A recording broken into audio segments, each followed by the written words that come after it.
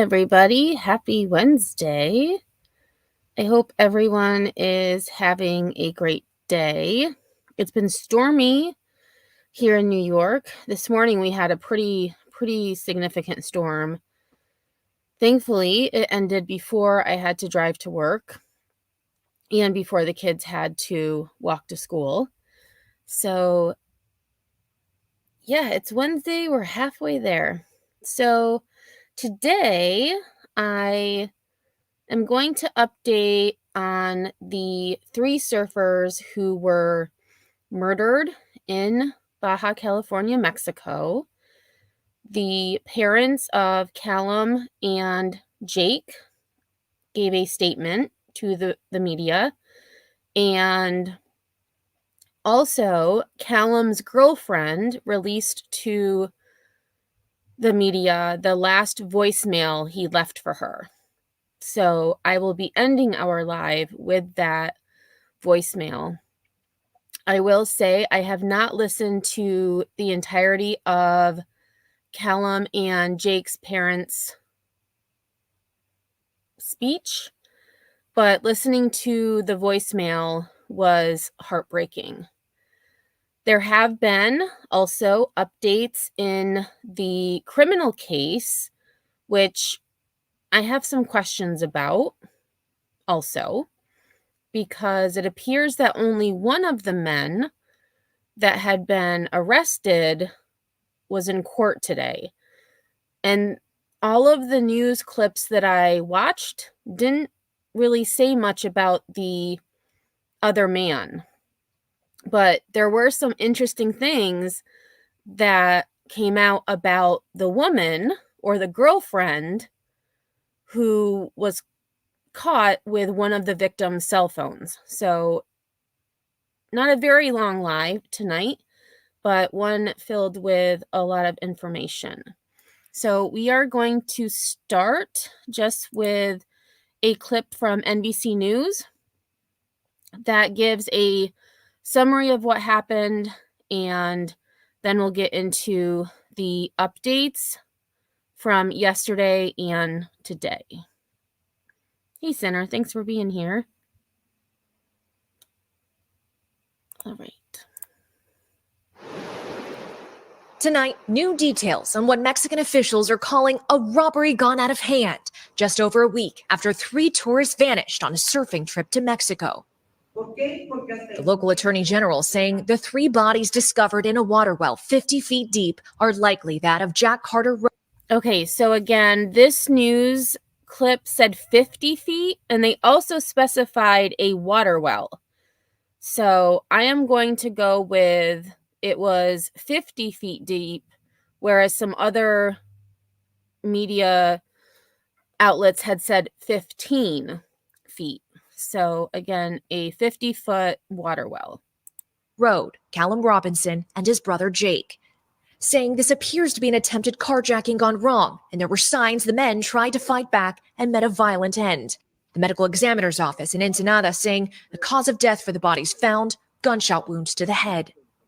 Mexican investigators seen combing through evidence, finding blood, bullet casings, and drag marks near the men's campground and a white pickup truck badly burned. Police have arrested at least 3 people, including a woman who was found with what appears to be a cell phone belonging to one of the men, but police believe there may be others who were also involved. It's tragic, very tragic. James knew Callum Robinson. Callum was a good guy, surfer. I knew he played rugby, and he's from Australia. Callum and his brother Jake, both from Australia, loved to surf, bringing their friend, American Jack Carter Rhoad, to Ensenada, a known surfer haven within the Mexican state of Baja California. Tonight, as the families wait for more answers, local authorities vowing to bring swift justice. Marissa Parra, NBC News. Okay. Hey, Cocoa Puff. Lorton Girl, thanks for being here. So the next clip is in regards to the court hearing for one of the men arrested in this case. And quite a few details have come out. However, the man is still only being charged with forced kidnapping. There have not been any murder charges filed as of today. This morning on the murder of Australian brothers Callum and Jake Robinson in Mexico, with the accused ringleader's girlfriend now speaking out. Alison Petrowski is in Mexico and was in that courtroom. She joins us live now. Ali, she's turned on him. Yeah, that's right. Good morning to you again, guys. And prosecution has said that she has had a lot to say and has now become a key witness in the case against Jesus Dorado, a man also known, guys, as El Queques, which locals tell me translates to the quesadilla. And so this is the man that faced a judge today, and the girlfriend, the woman who was found with one of the victim's cell phones, has turned against him. She has testified against him. So very interesting. She has put in a key piece of evidence to prosecutors, essentially saying that when he returned from the campsite, they had a conversation where he essentially said to her that I messed up 3 gringos. She said, "What do you mean by that?" And he said, "I killed them." She then says he showed her the tires on her car, which he had been driving, and they were the tires of the white ute that belonged to Jake, Callum, and Jack.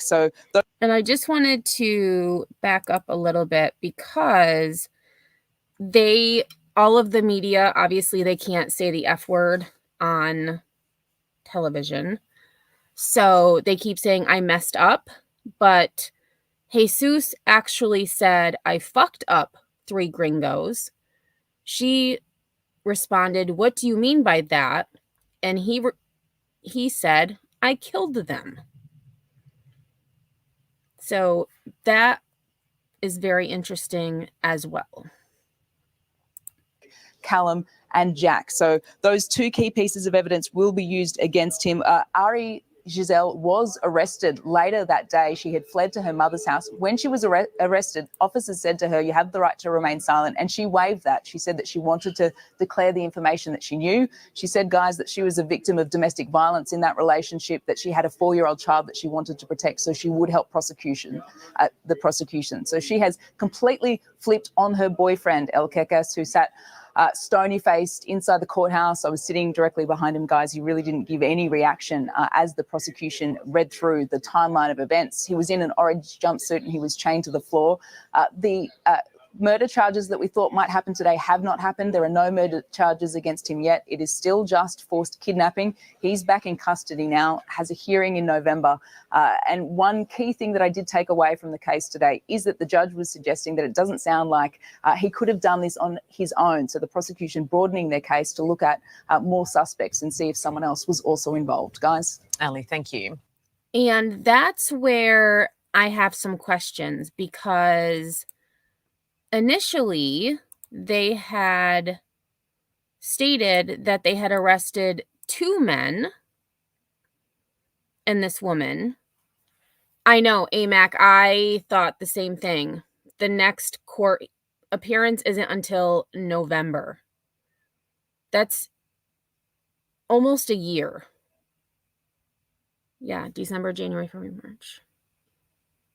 Well, 6 months. It is already May. But 6 months until he comes back to court. So I'm curious what happened to the second man, because he wasn't I couldn't find anything about him.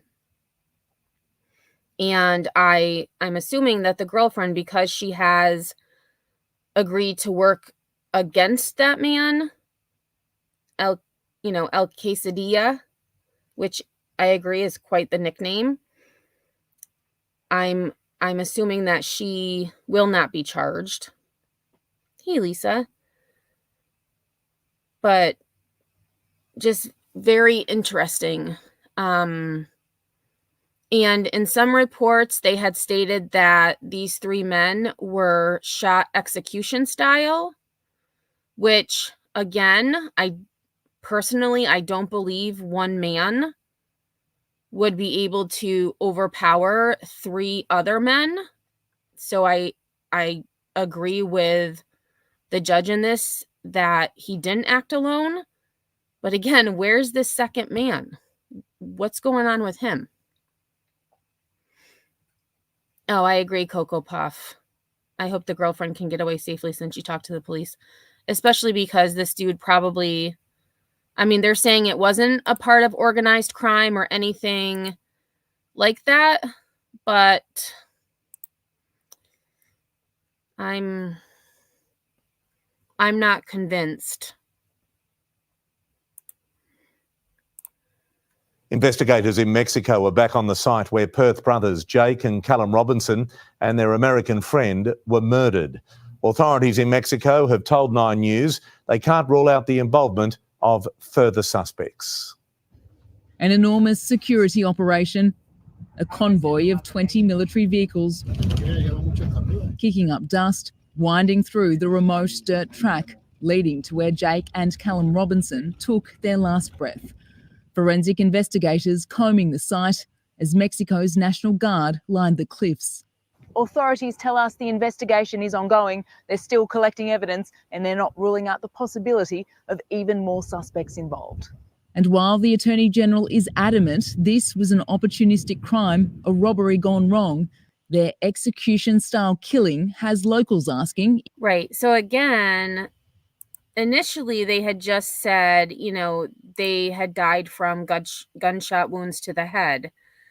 But now they're reporting that it was execution style, which leads me to believe that it wasn't just El Quesadilla. He had help. And I would think he had more than just one person helping, personally.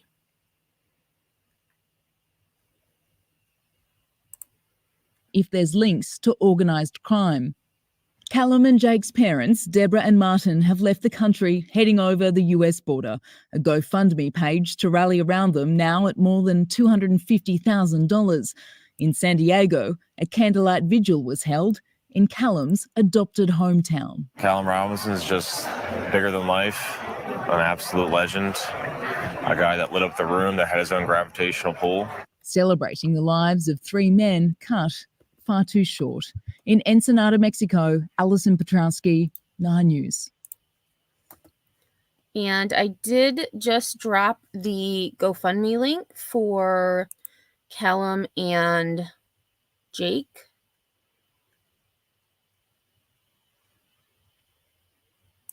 All right, so we are now going to an article about Jack. And one thing, I had mentioned it in my last live, and I'm going to mention it again because even to this day, the majority of media stories are coming from Australian news about Callum and Jake. There's really nothing about Jack.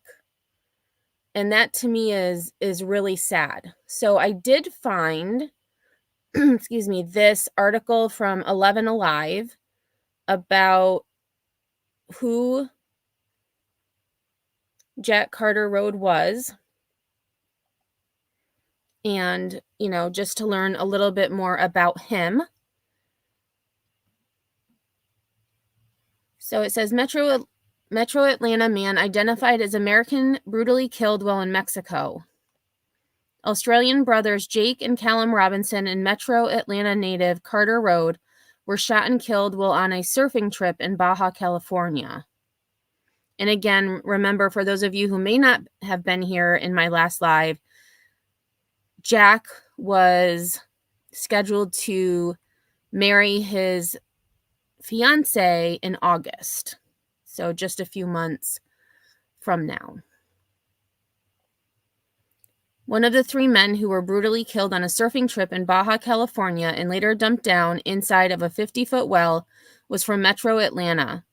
Family positively identified 30-year-old Carter Rhoad on Sunday as one of the victims who Mexican authorities said was killed after thieves allegedly tried to steal the trio's truck because they wanted the tires.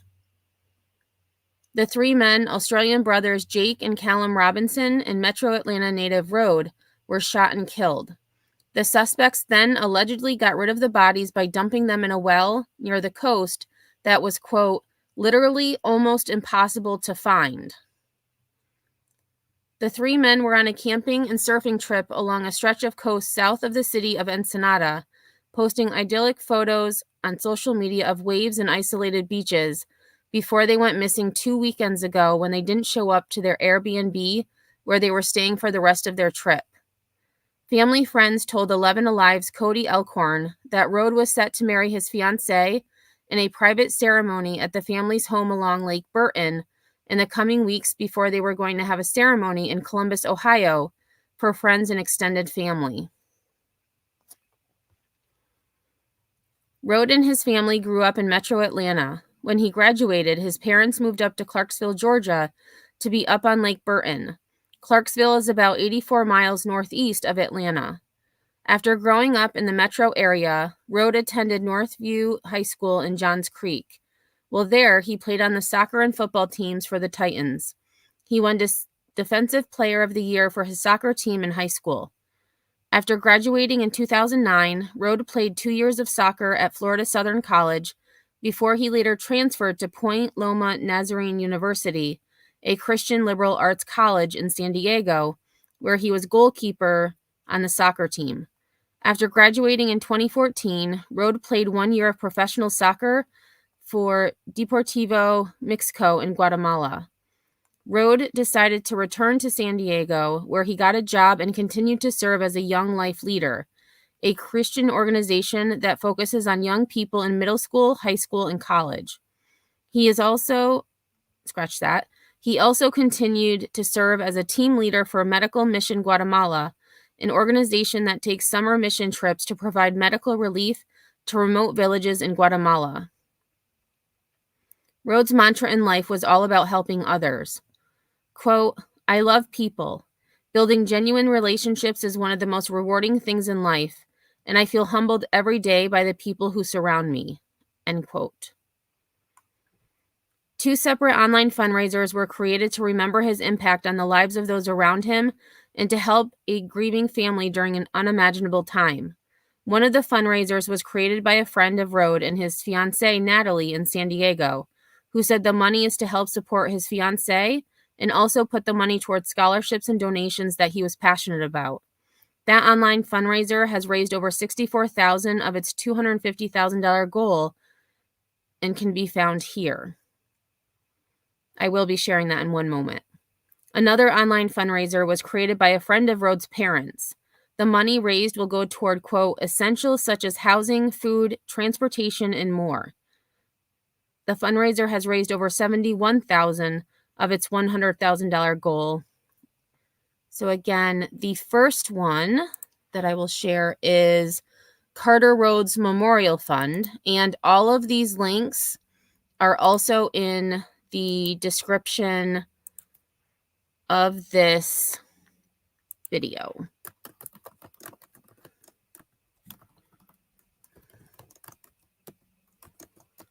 So there is the link for Carter.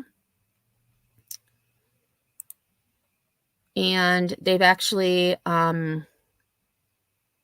surpassed $81,000 of their $100,000 goal as of now. So it states, in the wake of the heartbreaking loss of Carter Rhoad, Callum Robinson, and Jake Robinson, our hearts ache with grief for the families, friends, and community. Their presence brought immeasurable joy, love, and kindness to those around them, leaving a mark on our lives. I'm Lee Penland, a friend of Hal and Paige Rhoad.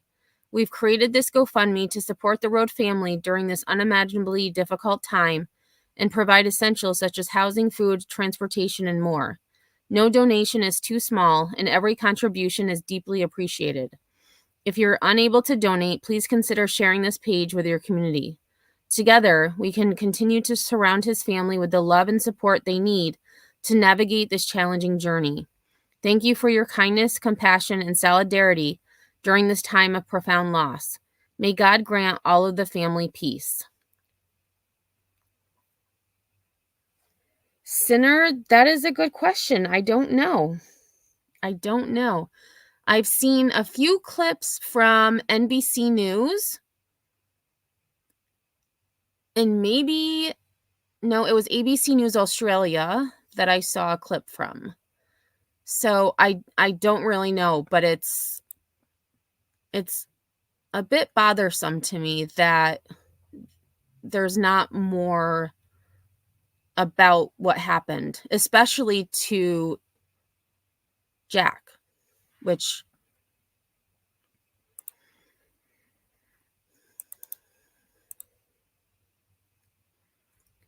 so the second GoFundMe I'm going to share, this is in regards to Natalie, who was his fiance. So I will share that. And again, this is also in the description. And this is almost to $74,000 of the $250,000 goal.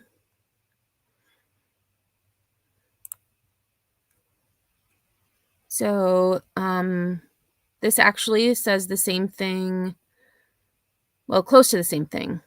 In the wake of the heartbreaking loss of Carter Rhoad, Callum Robinson, and Jake Robinson, our hearts ache with grief for their families, friends, and community. Their presence brought immeasurable joy, love, and kindness to those around them, leaving a mark on our lives. I'm Aubrey Byers, a good friend of Carter and Natalie. We've created this GoFundMe page for two purposes. The first is to rally support for Natalie during this unimaginably difficult time. Okay, wait a minute. This says the same thing as the other one. Okay, so I thought that it was the same. So this is the same thing, the same description as the other one, but it's two different GoFundMes. One is for Carter's family, and then this one is for Carter's fiance, as well as to raise money for scholarships and donations in his memory. And before we get to the parents' message from yesterday, I will also share the GoFundMe for Callum and Jake. And so this is the GoFundMe for their family, which is just over $311,000 of a $350,000 goal. And it looks like they have the same description in theirs as well as the other two. However, they have a breakdown of monetary costs, which I don't believe is necessary. But so they have $5,000 initial flights, meals for getting to the US, Mexico, $15,000 at $5,000 per week, cost of housing and food for family during time out of the country, assume 3 weeks. You have flights home for the entire family, Mexican funeral director, US funeral director if needed, Australian funeral director, US memorial service, Australian funeral service, accountant to process bills and review tax impact, and attorneys to handle estate and any final issues. This by no means is a quote or exact cost, but rather an estimate of expenses for Martin and Deb. The family has incurred some large bills already that will need help, and then in addition to those above, there will be the cost of winding down Callum's USA presence, such as lease breakage or transport of his belongings, etc. That is so sad. So sad. Okay, so the next clip I have is the parents of Jake and Callum, who spoke publicly for the first time yesterday. And I do have my disclaimer. I have not listened to this entire clip, but what I did hear was absolutely heartbreaking. I would just like to start with some important thank yous, in particularly those friends and family of ours in Australia and the US who have sent us overwhelming support and wishes. We'd like to acknowledge that they have been a massive support to us over the last few days. In addition to that, I'd like to thank the numerous Australian government agencies that have helped us, including DFAT, the Australian Federal Police, and the Australian Embassy in Mexico. The Mexican ambassador, Rachel Mosley, has been unbelievable. Her and her team have been unbelievable in supporting us along this difficult journey over the last few days. And lastly, I'd like to thank Foreign Minister Wong, who took time out of her busy schedule yesterday to call us with support. Thank you, everyone.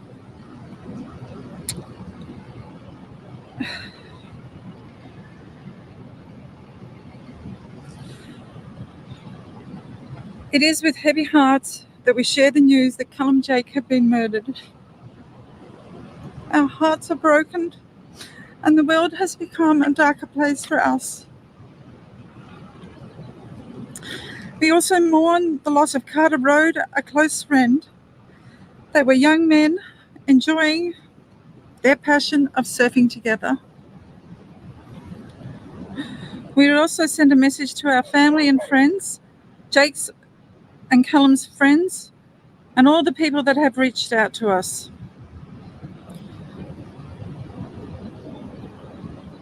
We have been overwhelmed with the outpouring of emotions and support that we have received for Callum and Jake. We know that they were truly loved and impacted many people's lives. We have always been very proud of their academic and sporting achievements and admired their life choices. Callum was a lovable, larger-than-life character and considered the United States his second home. Known as the Big Koala, he played professional lacrosse in the PLL and represented Australia in the World Championships, and always found time to coach junior teams. His brother Jake was a happy, gentle, and compassionate soul who was pursuing a career in medicine. Jake's passion was surfing, and it was no coincidence that many of his hospitals that he worked in were close to surfing beaches. Sadly, he was also a cricket tragic, and last year travelled to England to watch the Aussies play. He loved to run or swim for miles after a heavy day at work. He loved music, including live bands and festivals.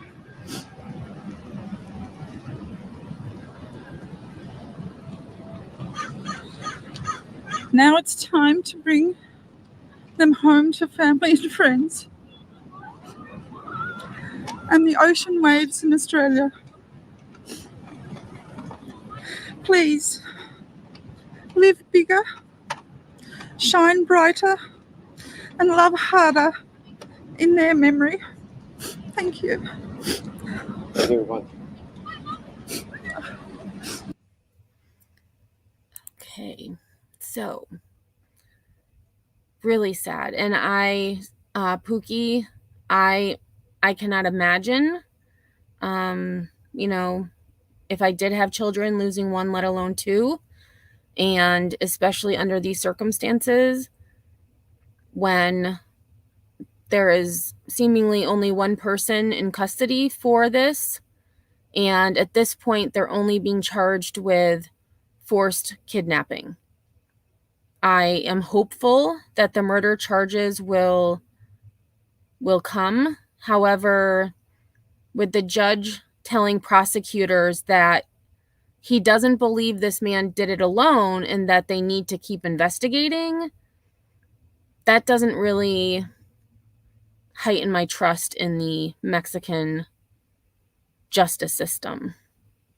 So thanks everybody for being to leave you with the last voice call or last voice message that Callum left for his girlfriend. And I will be following this case. So if there should be any further updates, I will either come live or I will post them on my community page. So again, thank you everyone for being here. I truly do appreciate it. And until next time, I will see you all on the flip side. Happy Tuesday. Good morning. It's 11:11 and I'm just thinking about you. Just wanted to drop you a quick message and say hello, baby. Hope you're having a phenomenal start to your day.